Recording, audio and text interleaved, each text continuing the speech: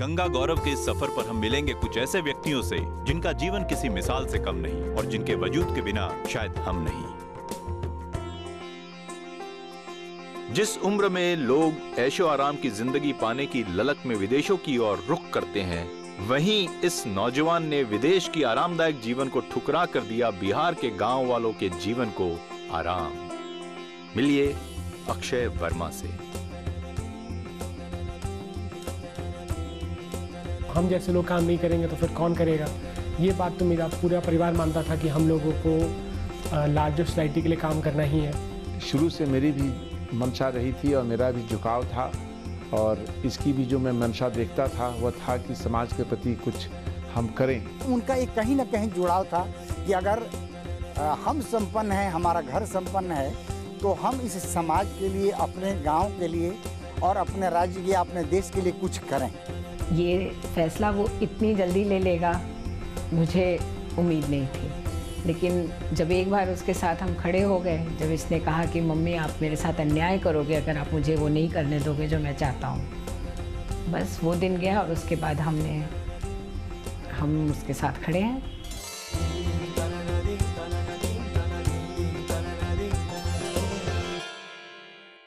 नमस्कार। Oxford university से financial economics में मास्टर्स करने के बाद आप क्या करते हैं? बेशक विदेश की एक बड़ी कंपनी की शानदार कुर्सी पर बैठकर डॉलर्स कमाते हैं, लेकिन अक्षय वर्मा ने ऐसा नहीं किया। वो हम सबसे बिल्कुल अलग है। उन्होंने ये सब छोड़कर बिहार की धूल मिट्टी से सने रहना बेहतर समझा। इसके बचपन की 2 बातें बताती हूँ जो सच में बहुत खास हैं, जिससे मुझे आज भी विश्वास है कि उन बातों को लेके ही इसका रुझान इस तरफ अब समझ में आता है। ये छोटा सा था, हम गांव जा रहे थे, मुजफ्फरपुर में ही पोस्टेड थे, वहीं से हम गांव जा रहे थे। 4 या 5 साल का होगा। कहता है आप अपने दोस्त के घर जाते हो तो आप मिठाई लेके जाते हो, गिफ्ट लेके जाते हो? मैंने कहा हाँ। तो हम भी गांव जा रहे हैं तो हम भी गिफ्ट लेके चलेंगे।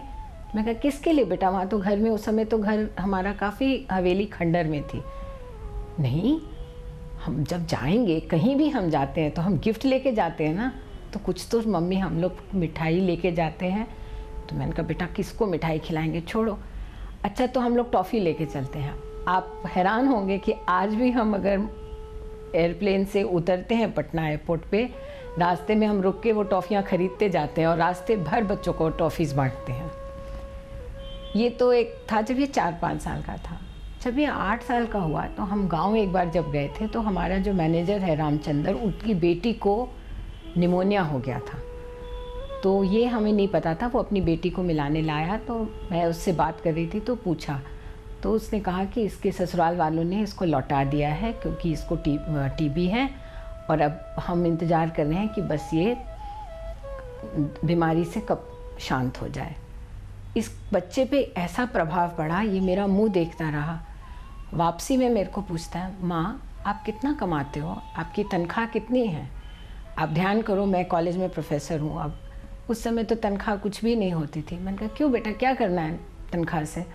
कहता मम्मा हम लोग कितना कमाते हैं? मैंने कहा बच्चे 3000। तो कहता 3000 आपकी तनख्वाह है, घर में कितना खर्च होता है, हम महादेव चाचा को कितना देते हैं? मैंने कहा बेटा इतना हिसाब किताब क्यों कर रहा है, अभी कोई ज़रूरत ही नहीं है इतनी। तो वो कहा कि क्या हम लोग एक डॉक्टर नहीं कर सकते गांव में, जिसको आप 500 रुपये अपनी तनख्वाह से दे दो, जो हफ्ते में जाके हर बच्चों को ट्रीटमेंट करेगा वहाँ? तो मैंने कहा बेटा 500 में तो होम्योपैथी ही डॉक्टर मिलेगा। तो बोला वही कर दो, हम लोग मुफ्त दवाई देंगे। पर मम्मी कोई किसी के घर का बच्चा लौट के आया है कि सिर्फ अब शांत होने का इंतज़ार कर रहे हैं? तो ये जो इसकी भावनाएं थी 8 साल की उम्र में, और उसने हमसे डॉक्टर रखवाया। वो डॉक्टर हमने रखा जो देखता था, बट वो 1-2 साल चला, बहुत लंबा नहीं चला, लेकिन इस बच्चे में भावनाएं तो थी।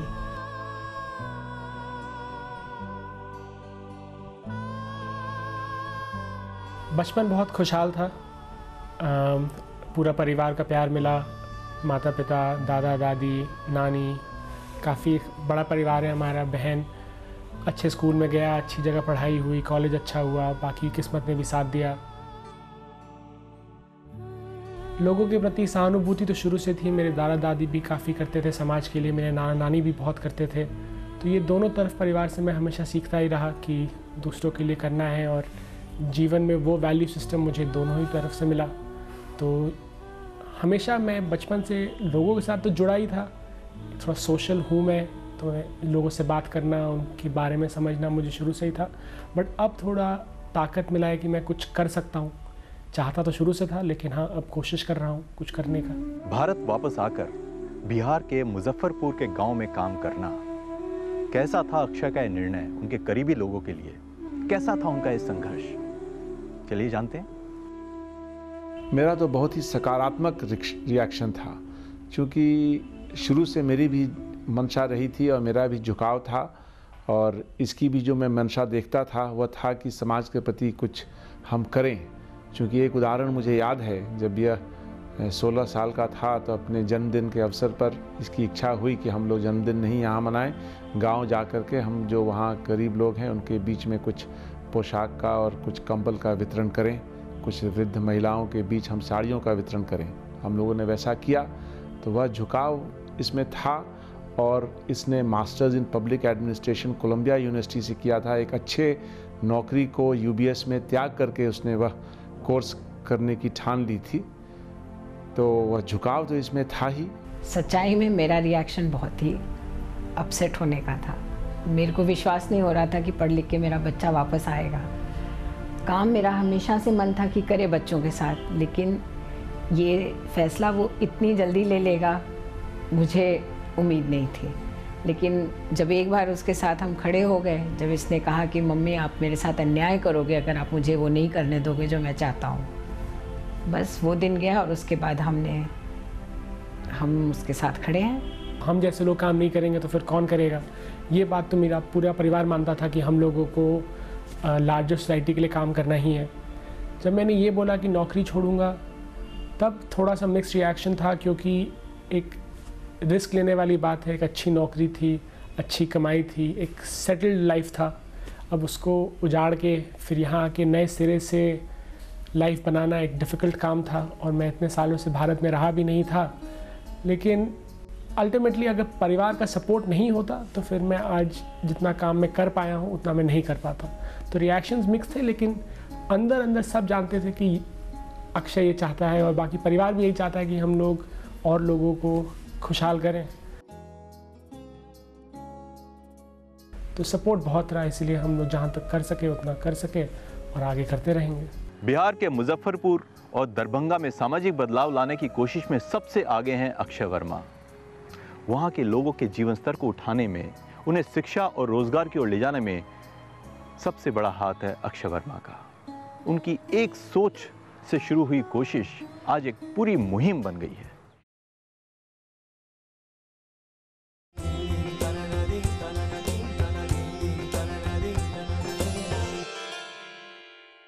अक्षय वर्मा जी के साथ कोई मजबूरी नहीं थी, वो अपने इस चीज़ को कर, लेकिन उनका एक कहीं ना कहीं जुड़ाव था कि अगर हम संपन्न हैं, हमारा घर संपन्न है, तो हम इस समाज के लिए, अपने गांव के लिए और अपने राज्य के, अपने देश के लिए कुछ करें। ये सोच लेकर के जब वो इंग्लैंड से आए और जब वो गांव आए, तो एक सुबह की घटना है, मैं भी उसमें मौजूद था।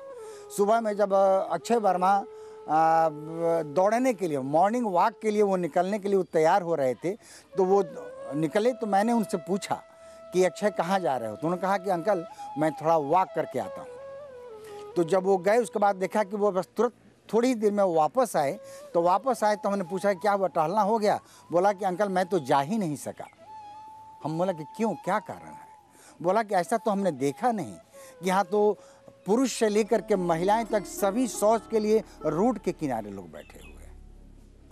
ये उनको बहुत एक तरह से उनको मर्माहित किया। उन्होंने इसकी जिक्र अपने परिवार में उन्होंने किया, अपने दादा दादी से शेयर किया, अपने फादर से उन्होंने किया कि भाई सरकार इतने तरह की कौन सी योजना कर रही है, वो क्या कर रही है कि आज भी समाज का आदमी वो रोड को अपना शौचालय बनाए हुए।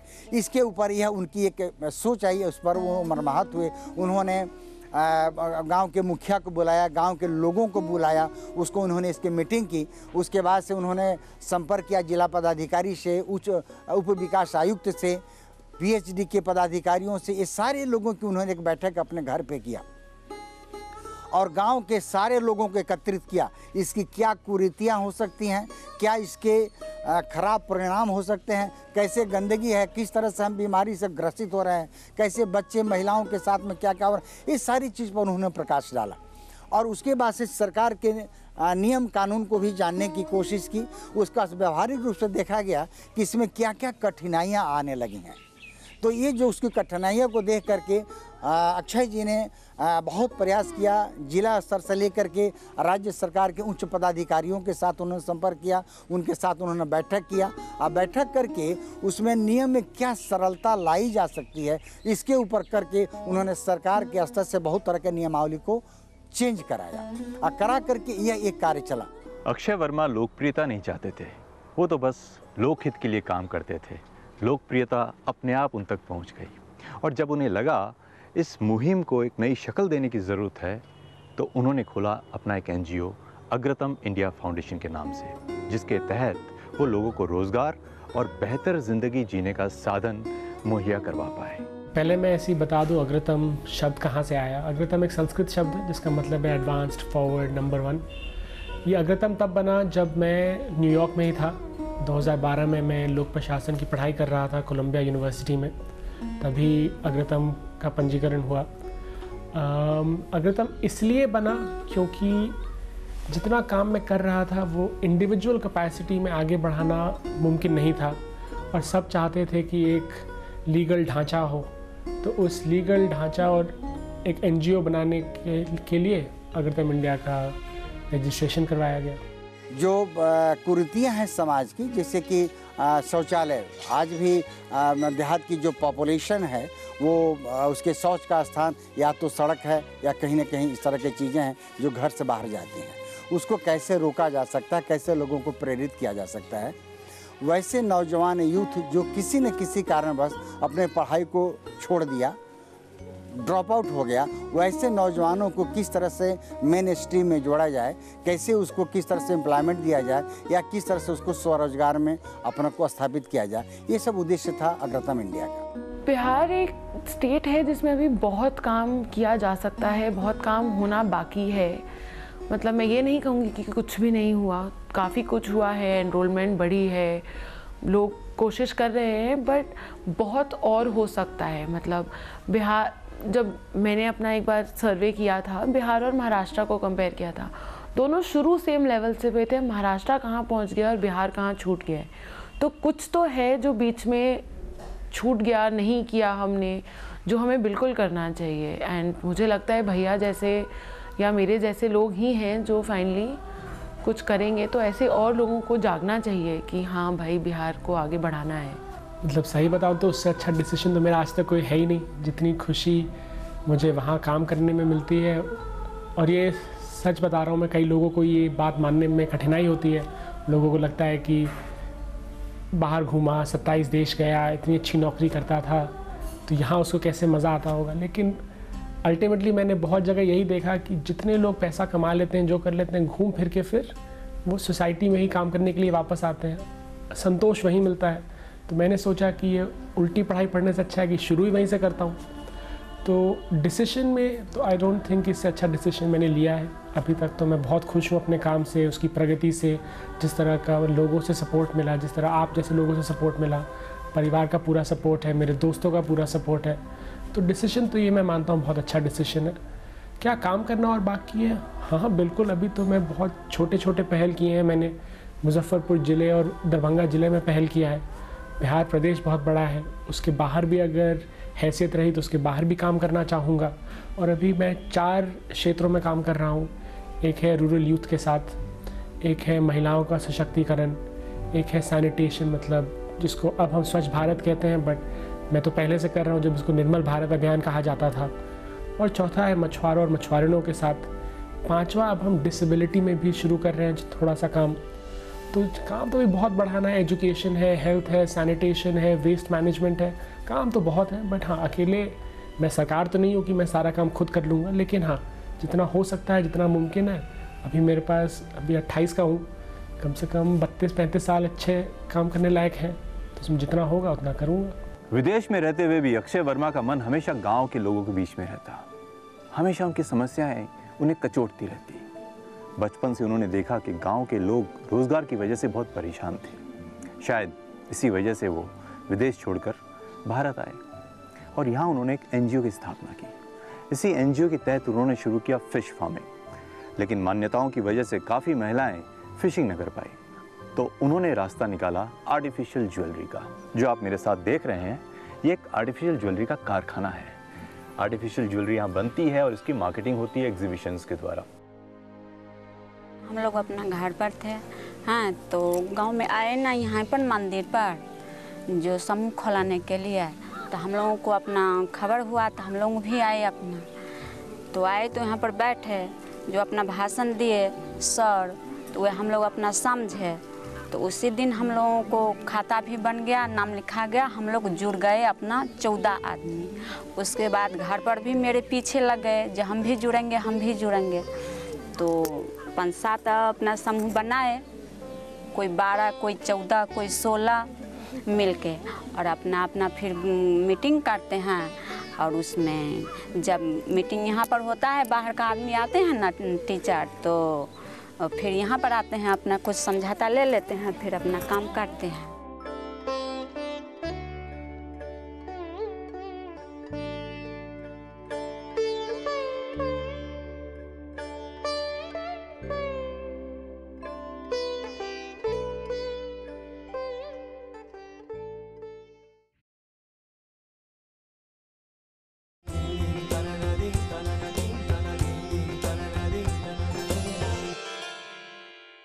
अक्षय जी के बारे में यह है कि हम कॉफेड हमारा स्टेट लेवल का संस्था है। हम पूरे बिहार में मछुआरों के बीच काम करते हैं, मछुआरों के लिए। इसी बीच अक्षय वर्मा जी ने अग्रतम इंडिया की स्थापना की और हम लोगों के संपर्क में आए।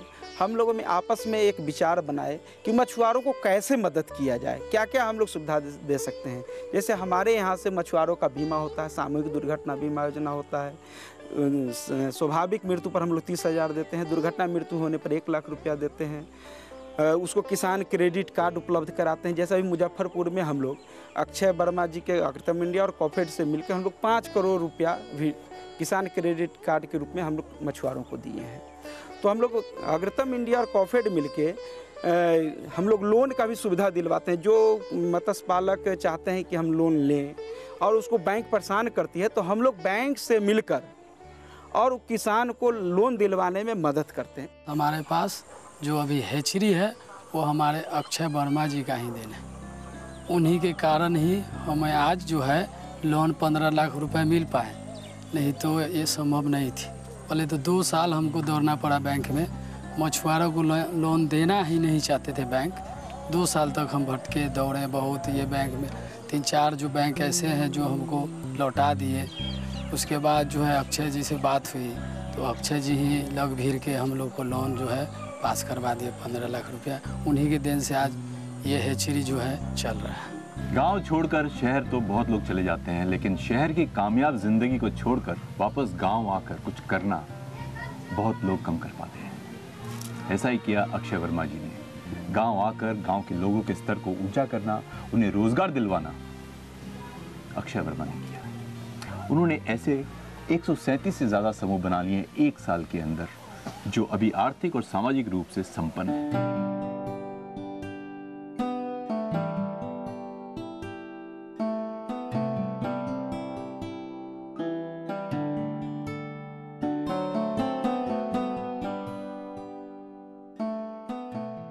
अपने एनजीओ के द्वारा अक्षय अपने गांव के लोगों के और करीब पहुंच गए, लेकिन और गहराई से जुड़ने के लिए उन्होंने सर्वजन कल्याण लोकतांत्रिक पार्टी का गठन भी किया।